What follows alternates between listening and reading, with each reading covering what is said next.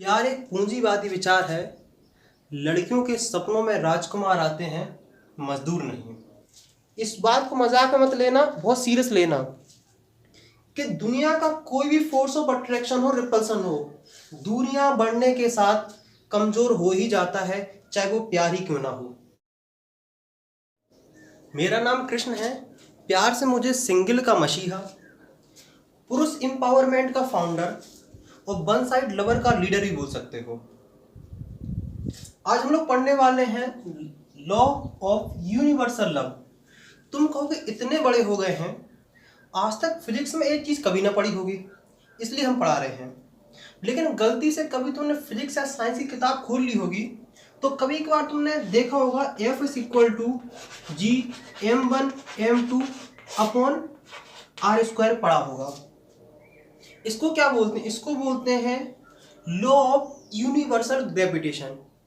तो भाई न्यूटन ने इतना सारा काम कर लिया है, तो अपन भी फिजिक्स से थोड़ी हल्की फुल्की सस्ती वाली मोहब्बत रखते हैं।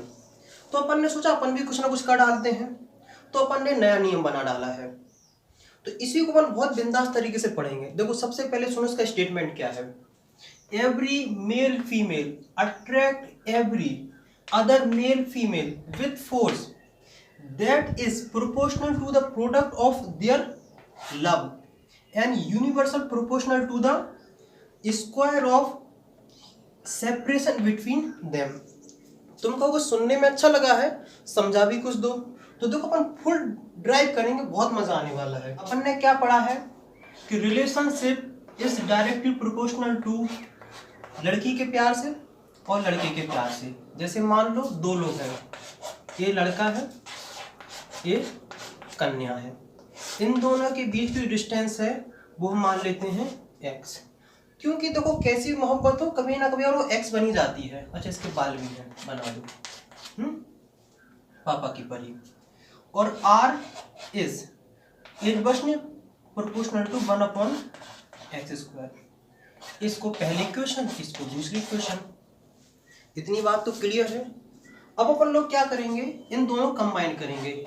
R proportional f m upon x²। Confirm हो? फिर क्या करेंगे, प्रोपोर्शनलिटी का साइन हटाते हैं। तो तुमने गलती से कभी सीख लिया होगा कि ये कांस्टेंट आ जाता है। अब ये लो हम पढ़ा रहे हैं, तुम अपने नाम से इस कांस्टेंट का नाम रख देंगे k।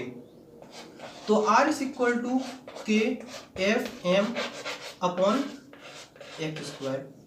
अब देखो इसके बाद बहुत मजा आने वाला, जो हम पॉइंट पढ़ने वाले हैं। हमने क्या बोला है कि F मतलब क्या है, फीमेल का प्यार। बताएंगे कितना डिफरेंट है। मेल का क्या है, M मतलब है कि मेल कैसा प्यार करता है। देखो मेल बहुत सिंपल आदमी है, कैसा भी मूड हो वो मूड में होता है।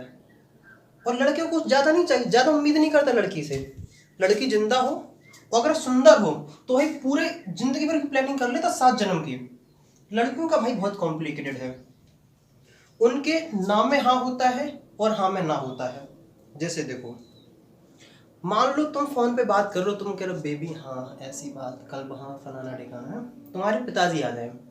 क्योंकि अगर तुम घर के शेर हो तो घर में एक बब्बर शेर भी रहता है, जैसे बाप बोलते हैं। तो तुमने कहा अभी हम फोन रखते हैं, तुमने क्या किया, फोन कट कर दिया है।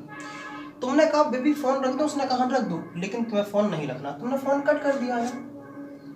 तुम्हें जैसे ही टाइम मिलेगा तुम बड़े अच्छे सोच रहे होगे कि यार मेरी बाबू सुना तो बहुत खुश होगी, उससे बात करोगे। तुम उसे रख करोगे फोन, तो क्या कहेगी कि मुझे अब तुमसे बात नहीं करनी है और कहेगी फोन काट दो। फिर तुम दोबारा फोन काट दोगे। अब तुमने पता है क्या किया है, तुमने पावर हाई कर दिया उसकी। उसका फिर कुछ मिनट बाद आएगा कॉल, तो पता क्या कहेगी, तुम्हें सेंस ही नहीं है। तुम कहोगे क्यों, तुमने फोन कैसे काटा है। तुम कहोगे तुमने ही तो बोला था फोन काट दो। तो कहेगी अगर मैं तुमसे कहूँगा मुझे ब्रेकअप करना, तुम कर लोगे। अब भाई बंदा कैसा भी हो, प्यार में हर कोई अपनी लिमिट पुश करता है। तुम कहोगे नहीं, तुम सुनते रहोगे और फिर क्या हो जाएगा, फोन कट जाएगा और फिर तुम उसे कॉल करोगे तो फिर बहुत झगड़ा मगड़ा होगा, फिर बातचीत स्टार्ट होगी। मतलब इस यहाँ उसकी हाँ थी लेकिन बोला ना है। जब इसने बोला कि फ़ोन कट कर दो, फ़ोन मुझे मत कर लेना कभी, तो यहाँ उसकी ना थी, लेकिन थी हाँ। मतलब कितना कन्फ्यूजन है यार। अब जैसे मान लो तुम कुछ दिन बाद कभी कर ऐसी सिचुएशन जरूर आ जाएगी, तुम उसे कॉल करोगे, वो फ़ोन काट देगी, तुम्हें लगेगा वो गुस्सा है, अच्छी बात है। तुम उसे दोबारा कॉल करोगे, वो दोबारा फ़ोन काट कर देगी, तुम दोबारा करोगे, फिर फ़ोन कट कर देगी, और तुम मतलब 10-12 बार कॉल कर डालोगे। कुछ देर बाद उसका फ़ोन आएगा और कहेगी तुम्हें बिल्कुल भी सेंस नहीं है। तुम कहोगे क्यों? मैं अपनी फ्रेंड के साथ थी और तुम कॉल पे कॉल किए जा रहे थे, कॉल पे कॉल किए जा रहे थे। अब तुम फिर कंफ्यूज हो गए कि अगली बार तुम्हें करना क्या है। तो भाई मैंने एक सिंपल सा तरीका खोज के रखा है कि जब भी कोई भी सिचुएशन आए तो सिर्फ 2 ही काम करने हैं। पहली बात कि बोल दिया करो जैसी तुम्हारी मर्जी, उसने कहा फ़ोन काट दें, तुम कहो तो जैसी तुम्हारी मर्जी। और दूसरी बात कि तुम्हें उससे बहस ही नहीं करनी है। अगर वो इंग्लिश में बोलना स्टार्ट कर दे तो समझ लो भगवान ही तुम्हारा मालिक है, फिर कोई नहीं बचा सकता है। तो बस 2 काम करो, बोलो जैसी तुम्हारी मर्जी और चुप रहा करो बस। फिर अपन क्या आ जाते हैं, फिर आ जाते हैं ये तो डिस्टेंस है कि आखिरकार दोनों के बीच में कितना डिस्टेंस है, कितनी कितनी दूरी पे रहते हैं। अब ये है कि तो इसका नाम है कि यूनिवर्सल कांस्टेंट ऑफ लव। अब तुम कहो कि भैया जिस तरीके से g की 6.67 इंटू 10 की पावर -11 होती है, उसी प्रकार से इस कांस्टेंट की कोई ना कोई तो वैल्यू होनी चाहिए। आखिरकार निकाला हमने तो वैल्यू भी हम बताएंगे। तो इसकी वैल्यू है 143। जो समझने वाले होंगे वो समझ गए होंगे, और जो ना समझ पाए हैं वो भी टॉम एंड जेरी देखो। इतनी बात कर चुके हैं, इतना मजा आया हो। अब अपन करने वाले हैं क्या, इस पे एक न्यूमेरिकल। हाँ, अब तुम कहोगे भैया हर चीज बता दी है, इसकी यूनिट और बता दो। देखो अपन क्या करेंगे, इसको ऐसे करेंगे हम, अपने पास आर की यूनिट देखो, हर जगह हमने 3 यूनिट पढ़ते हैं। एक होता है CGS, एक होता है MKS और एक होता है SI यूनिट। अगर मान लो तुम्हारी प्रेमिका तुमसे बाबू बोलती हो, इसको ना कुछ ज्यादा प्यार नहीं है, गहरा नॉर्मल स्टार्टिंग में बाबू बोलेगी। अगर तुम्हारी गर्लफ्रेंड तुम्हें बदतमीज बोलना स्टार्ट कर दे तो समझ लो कि प्यार में कुछ गहराइयां बढ़ रही हैं। क्योंकि सिंपल सा नियम है, मान लो लड़की जितनी तुम्हारी बेइज्जती करना स्टार्ट कर दे तुम्हारे मुंह पे, समझ लो उतना गहरा प्यार है। और जो ऐसा यूनिट होती वो होती कुत्ता। जिनने किया उन्हें पता है, जो सिंगल है वो सिंगल, इसलिए वो सिंगल है। तो हम लोगों ने क्या देखा है कि R is equal to KFM upon x²। आखिरकार K है, एक कांस्टेंट है। हाँ, अब तुम कहोगे कांस्टेंट है तो किस चीज़ पे डिपेंड करता है?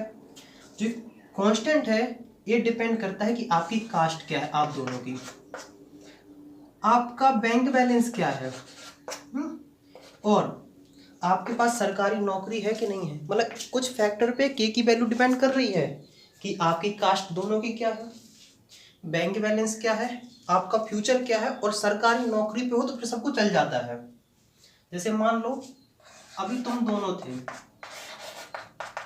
दोनों के घर के बीच में डिस्टेंस था 1 किलोमीटर, मान लो 1 किलोमीटर। फिर कुछ ऐसा हुआ कि डिस्टेंस हो गया डबल, और मान के चलते हैं कि आर अभी तुम दोनों के बीच में जो है वो हम मान के चलते हैं कि 20 है। 20 कौन सा वाला, बाबू वाला 20 है तुम्हारे पास। अब क्या हुआ, डिस्टेंस बढ़ गया है। जैसे ही डिस्टेंस डबल होगा तो जो रिलेशनशिप होगा वो 4 गुना हो जाएगा कम। तो अब तुम्हारे पास जो नया रिलेशन बचा है वो कितना बचा है, वो बचा है 5। अब तुम क्या चाहते हो, किसको करना चाहते हो, मेंटेन, मतलब 20 का 20। अब देखो भाई डिस्टेंस तो इंक्रीज हुआ है,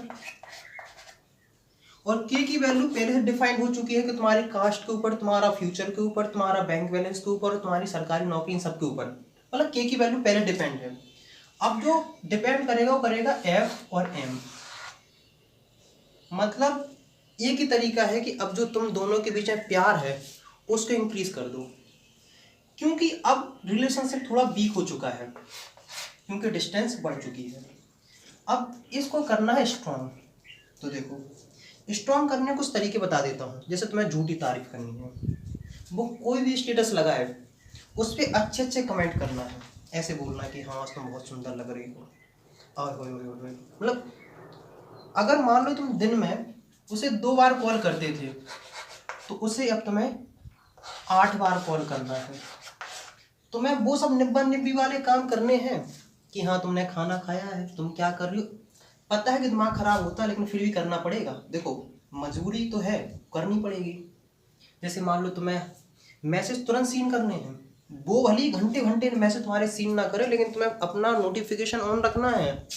क्योंकि अगर तुमने नोटिफिकेशन ऑन नहीं रखा और उसका मैसेज आया, तुमने रिप्लाई नहीं दे पाए 1 सेकंड में, तो समझ लो भगवान ही तुम्हारा मालिक है। फिर मुझसे मत कहना कि भैया ने उल्टा सीधा बताया था। तो ये सब तुम्हें एफर्ट डालने पड़ेंगे, तभी तुम्हारा फोल्ड, तभी तुम्हारा रिलेशनशिप 20 रहेगा। देखो और बहुत इंटरेस्टिंग बातें हैं जो तुम्हें जानने के लिए काफ़ी ज़रूरी हैं।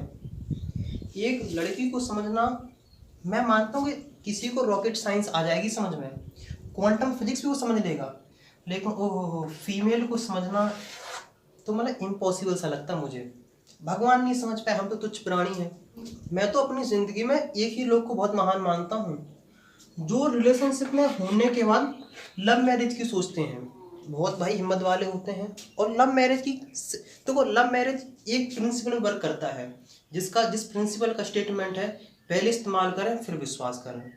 देखो अरेंज मैरिज वैसे ही है जैसे लॉटरी है, और जैसे दुकानों के सामने लिखा रहता है ना कि बिके हुए सामान की कोई गारंटी नहीं है और बिका हुआ सामान वापस नहीं होगा।